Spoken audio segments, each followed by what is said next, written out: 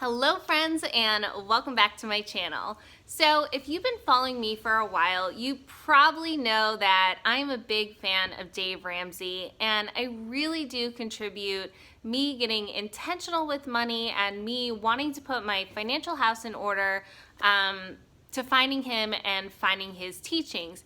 However, Uncle Dave and I definitely disagree on a few key points of his teachings. And I've definitely talked about these before in YouTube. I've kind of touched on some of them here and there, and on Instagram I've definitely touched on some of them, but I thought I'd kind of put everything in one place and talk about all of the differences or the different opinions that Dave and I have on some of the key financial principles.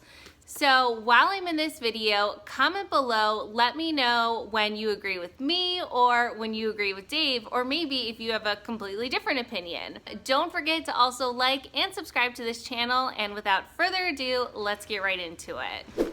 So the first thing is Dave recommends saving $1,000 for a starter emergency fund. And while I think that this is actually probably more money in emergency fund than a lot of people have ever had, myself included in my 20s, I didn't have an emergency fund. But now, especially during the pandemic, we can see that $1,000 is not going to be enough for the average person. So my principle is that I think for a starter emergency fund, you should save 1 month's worth of expenses for you and your family. So obviously that is going to vary. Next up, Dave is all about the zero credit score, and I totally disagree on this one. I am all about that high credit score. To me, having a zero credit score just makes life unnecessarily harder. I think if you can use credit responsibly, then it can work in your favor. So if I can use credit cards responsibly and build up my credit and make it easier on myself if I want to get a car or a house or whatever it is, then I am all for it. So that leads me to my next point, which is credit cards. Dave does not like credit cards, does not believe in them, you shouldn't use them, yada, yada, yada.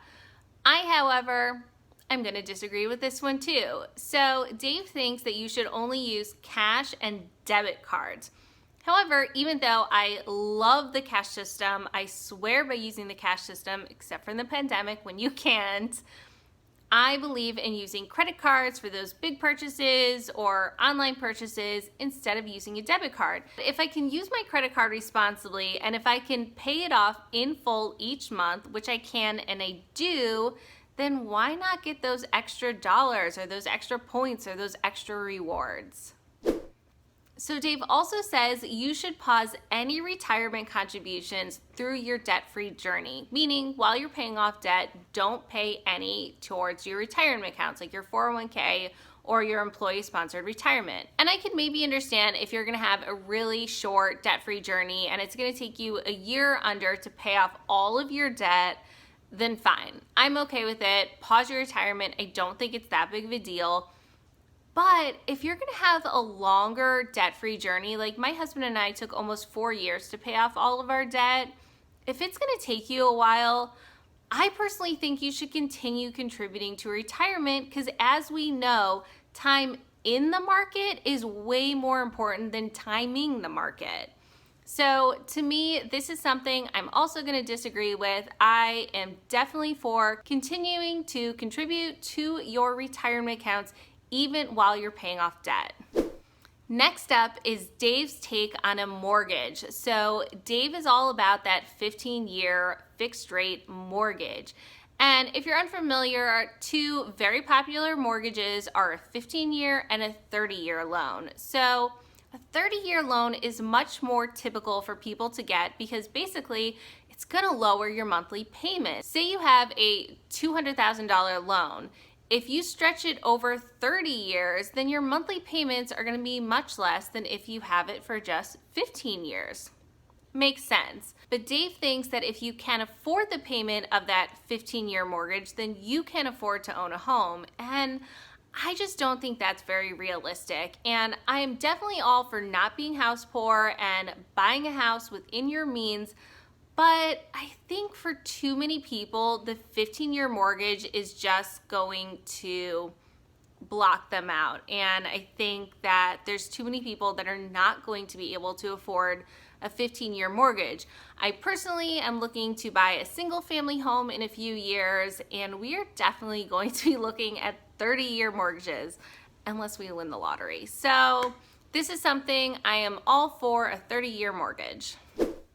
So next up, and also having to do with housing, is Dave thinks you should pay off your mortgage ASAP, and this should be a big focus of yours, a big financial focus of yours. And as I mentioned, he's all about the 15-year mortgage, but he doesn't think you should take that full 15 years to pay it off. He thinks you should be paying it off sooner than that. Now, this is actually something that I have recently changed my mind on. I'd say for the past few years, I've actually had in my mind that once I move into my single family home, I really, really want to focus on paying it off as soon as possible and just really putting a ton of financial focus there. But I'm starting to realize that I would rather put that money into investments. I just think it's a smarter financial decision. And if you can afford to invest as much as you want to or as you need to reach your goals and still be able to put a good amount towards your mortgage, then all the power to you. I hope that we get to that point. But when it comes to paying off the house early, I'm just not as on board about that as I used to be. I used to think that was a priority and that's everyone should do that. And now I disagree on that. And I think our next house, yeah, we're gonna get that 30-year mortgage, and I do wanna have it paid off by the time we retire, but it's just not gonna be a main financial focus once we get that house. Instead, investing is going to be our biggest financial focus. So finally, and kind of as a little bonus, because this one really encompasses everything I just talked about, but Dave really believes there is one straight plan for everyone to get out of debt and build wealth. I do not believe that. I am a huge believer in personal finance is personal. Everyone's situation is different. I understand you can make excuses for different things, and it gets to a point where yes, things are just excuses and not actual reasons. But I think everyone needs to do things that are right for them, that are right for their family, and I think there are many different ways to achieve the same goal. All right, that's it. I hope you enjoyed this video. Don't forget to comment below. Let me know when you agree with me, when you agree with Dave, or if there's anything else that I missed that you disagree with Uncle Dave about. All right, thank you so much for watching. Don't forget to also like this video and please consider subscribing to my channel. I would so greatly appreciate it. It means so much to me. And that's it. I'll see you guys in the next one. Bye.